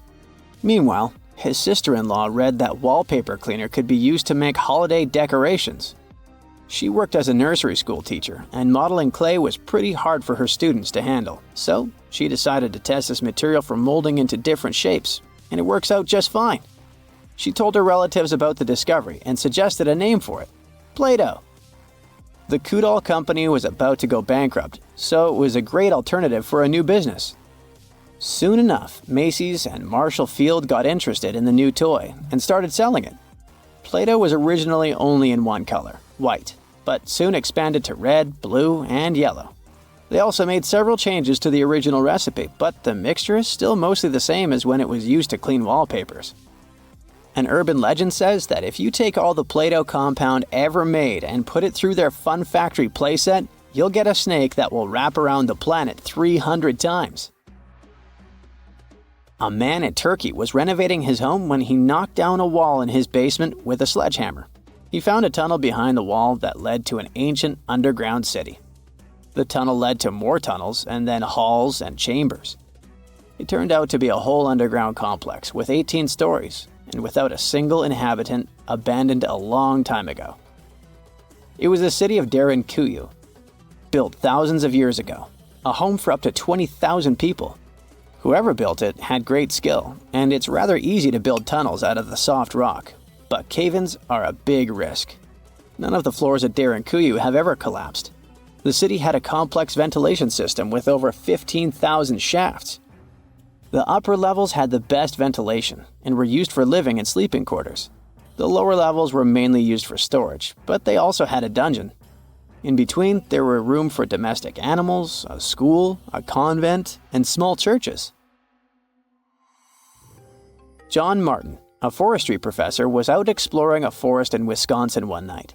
He was shining a UV flashlight up into the canopy to spot lichens, fungi, plants, and frogs that glow under the UV light. Then suddenly, he heard a flying squirrel chirping at a bird feeder, pointed the flashlight at it, and saw it light up pink. The professor told his colleagues about it, and they decided to investigate further. They checked out some flying squirrel skins at museums to see if this pink glow is a common thing among them. It turns out that almost all of the flying squirrel specimens they looked at had the same pink fluorescence. Non-flying squirrels didn't glow at all. Other animals with fluorescence, like puffins and chameleons, glow blue under UV light. The only other mammals with fluorescent fur are around 20 species of opossum. They live in different ecosystems and have different diets. The only thing they have in common with flying squirrels is that they're all active at night. And regular squirrels prefer sunlight. There's enough ultraviolet light in low-light conditions, and nocturnal animals need UV vision. So the pink glow might have to do with nighttime perception and navigation, especially in cold and snowy conditions. Or it could be a way for male flying squirrels to attract prospective mates. It could be a sort of mimicry. Look at these two identical diamonds. You won't see the difference with the unaided eye. Yet your credit card will surely notice it. On the left, it's a 0.9 carat diamond that will cost you somewhere around $5,000.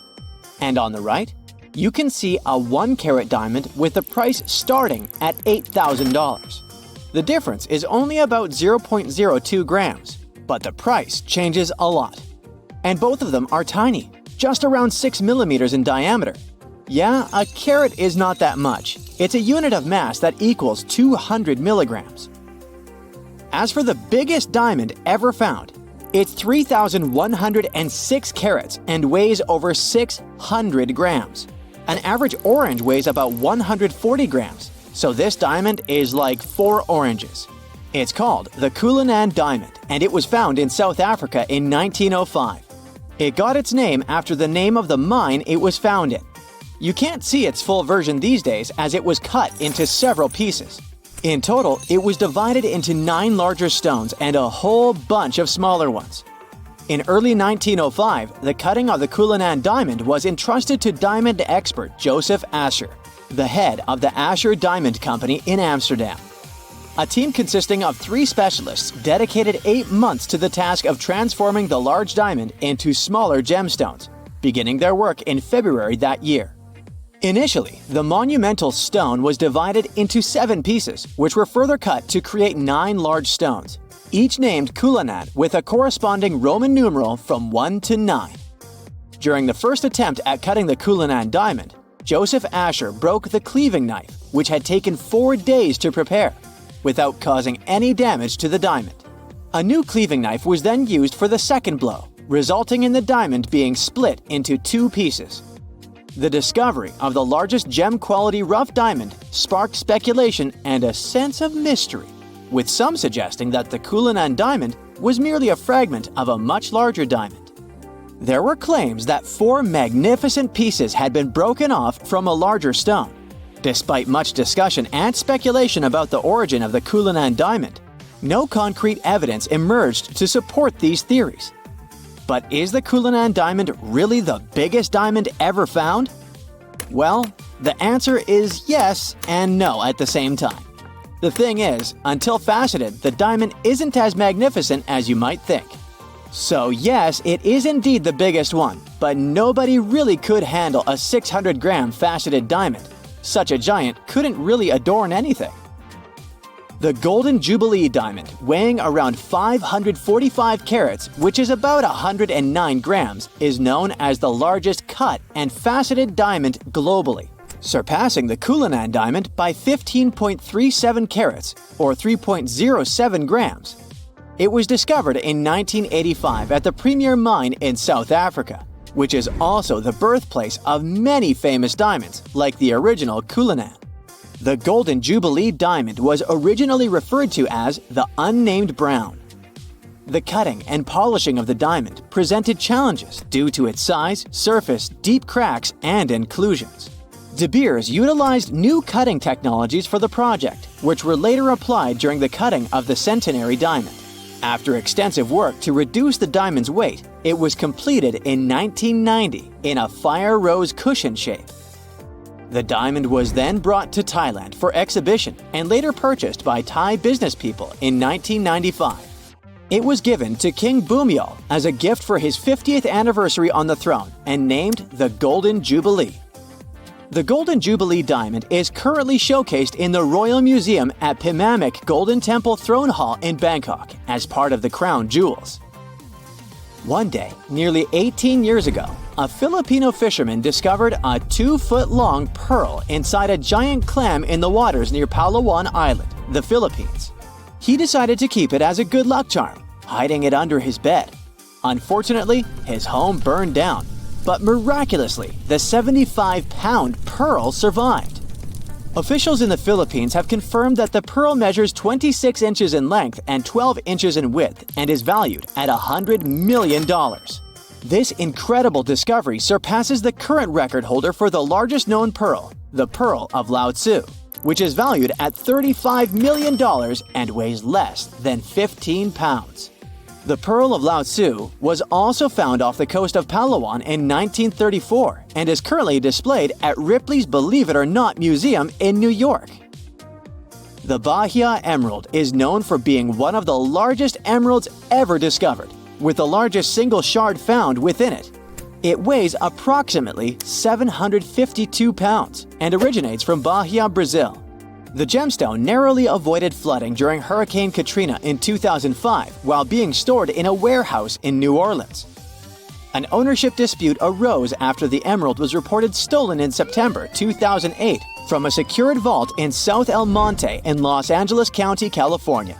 However, the emerald was eventually located and the case was brought to a settlement. Although the gemstone has been estimated to be worth around $400 million, its true value is still uncertain. A couple of years ago, a Sri Lankan gem company reported the discovery of what they claimed to be the world's largest single natural blue sapphire, weighing 683 pounds. Let's see what jewelry you could make from this behemoth stone. A blue sapphire with such a gigantic weight could be turned into 1,549,016 1-carat stones adorning engagement rings. The owners intended to auction off this gemstone after it had been officially valued. The Gemological Institute in Ratnapura, which initially owned the gem, declined an offer of more than $1 million from a potential Middle Eastern buyer. They estimated that the gem's real value was around $100 million. The discovery of the El Dorado rough topaz in 1984 in Minas Gerais, Brazil, was a significant event, with the rough stone weighing an impressive 81 pounds. However, after being cut and polished, the finished gemstone ended up weighing only 13.6 pounds, resulting in a loss of 83% of the original weight. This drastic reduction in weight was primarily due to the removal of non-gem quality material from the rough stone in order to create a high-quality product with an excellent cut, color, and clarity. The final product was a stunning faceted topaz with a perfect emerald cut, good clarity, and a desirable yellowish-brown color. Weighing 31,000 carats, the finished stone became the largest faceted topaz and gemstone in the world. The name El Dorado has since been used metaphorically to describe a place where wealth can be quickly attained. Additionally, it's been associated with El Dorado County in California and various other towns and cities across the United States. The term has also come to symbolize something highly sought after, though it may be elusive or never found. A ruby weighing 55.22 carats was recently sold at auction for a record-breaking $34.8 million, making it the largest and most expensive ruby to be sold this way. The gem was discovered in Mozambique and named Estrela de Fura, which means Star of Fura in Portuguese. Sotheby's, the auction house that handled the sale, described the ruby as extremely rare and significant in the world of gemstones. While diamonds typically dominate record gemstone sales, rubies are also highly prized for their rarity and value. The previous record for a ruby sold at auction was set by the Sunrise Ruby in 2015. It's a 25.59 carat stone from Myanmar that fetched $30.3 million. Estrella de Fura was originally a 101-carat rough stone, making it the largest gem-quality ruby ever found. It was carefully cut and polished to enhance its color and brilliance before being put up for auction. Consider the Great Pyramids, one of the original 7 wonders of the world and the only one that still exists today. Did you know that the pyramids of Giza weren't the only pyramids out there? And they weren't even the first ones. First, there were the pretty good pyramids, but they didn't catch on. Nah, I made that up. Back to the story. In ancient Egypt, it was believed that kings were chosen by gods to serve on earth as their mediators. In the afterlife, they were expected to become gods themselves. The pyramid complex was built to make sure that the king had everything they might need in the afterlife. The complex included the pyramid, a palace, and temples. The tomb in the pyramid, where the king was buried, was filled with many things they might need, like furniture, food, and gold vessels.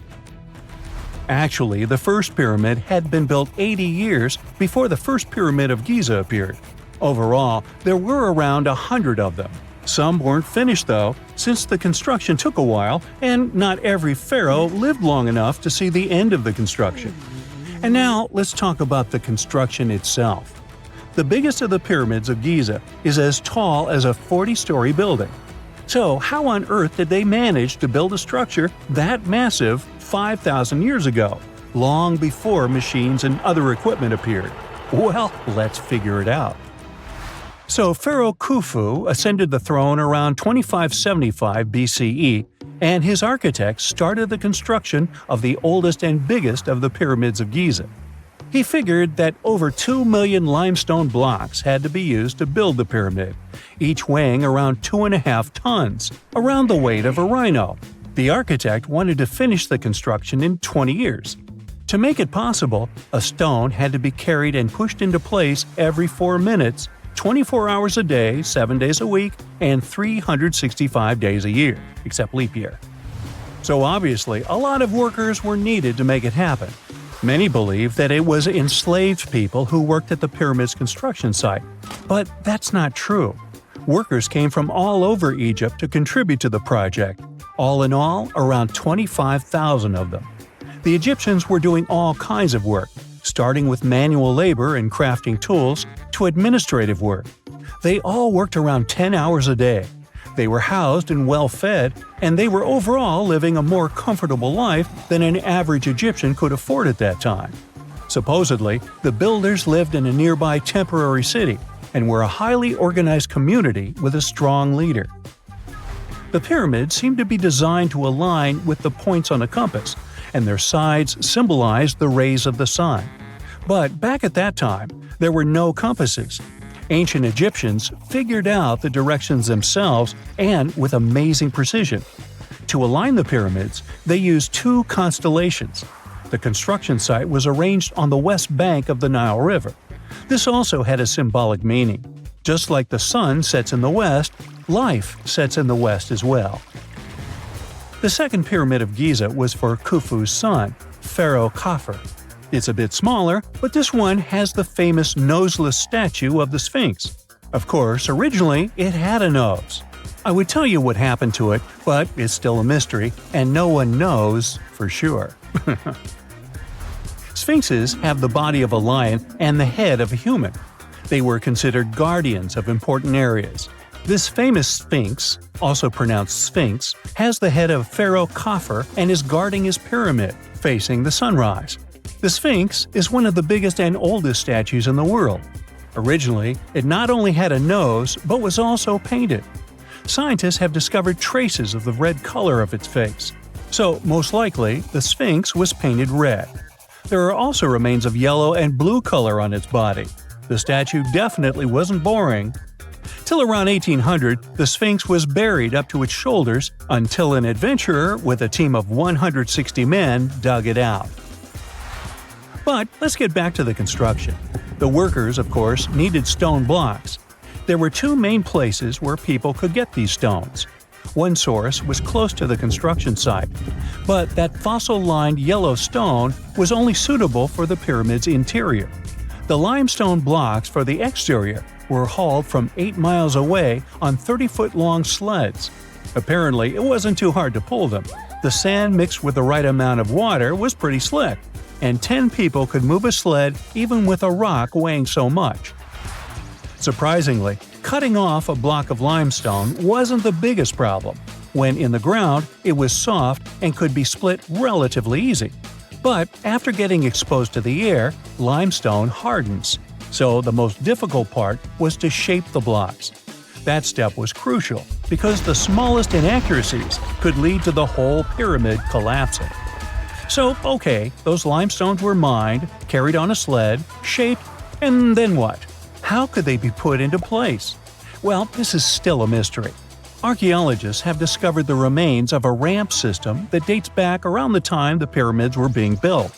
So historians have come to the consensus that, most likely, the Egyptians designed a unique ramp system to move and pull huge stone blocks. The most common opinion is that there were several ramps around the pyramid. There probably was a central ramp with 2 staircases on each side of it built over the pyramid stones. The ramp was growing as the pyramid was getting higher. People might have been walking up the stairs, pulling up stones on wooden sleds. But this is just one of the options. Other experts say that the ramps were around the pyramid, and some say that the ramps were inside the pyramid. Maybe we will never know for sure, and it'll forever remain a mystery. The exterior limestone of the pyramid was polished with sand and stone until it gleamed. On top, there was a gold and silver capstone, which glimmered over Egypt like a second sun. So, that's how it was 5,000 years ago. Now, about the interior. Surprisingly, there's not much inside the pyramid. Most of it is just solid stone with very little open space. But let's take a quick look inside. From the entrance, there are 2 stairways, one going down and the other going up. They take us to the chambers. There are 3 of them inside. Now, why is that? Apparently, throughout the whole construction, a burial chamber had to be prepared at all times, just in case a pharaoh kicked the bucket before the construction ended. So, separate chambers were built one after another as the construction progressed. The last of them was the main one. It's called the King's Chamber. It's the one where Khufu was resting. It's the biggest room at the very heart of the pyramid, and there's a big passageway leading to it. It was likely used as a kind of elevator to move granite up to build the interior. Granite was also used to make 5 stories of support beams to ensure that the pyramid didn't collapse. And we can see that it worked since it's been standing for centuries. Unfortunately, none of these chambers have hieroglyphs on the walls. If you want to see the writings, you should go to the decorated tombs near the pyramids. Those pieces of art are depiction of ancient Egypt's culture and daily life. The texts allow researchers to study their language and grammar. The treasures that once were in the pyramids have been taken by people. There are also many secret tunnels and passages inside the pyramids, but even today, no one knows the whole plan of the interior. Scientists have been sending little robots with cameras inside for many years, but there's still a lot we don't know about the pyramids. Now they're trying to use an X-ray to scan the pyramids from the outside, without going inside. So yeah, ancient Egyptians did create a mystery no one has been able to crack for 5,000 years already.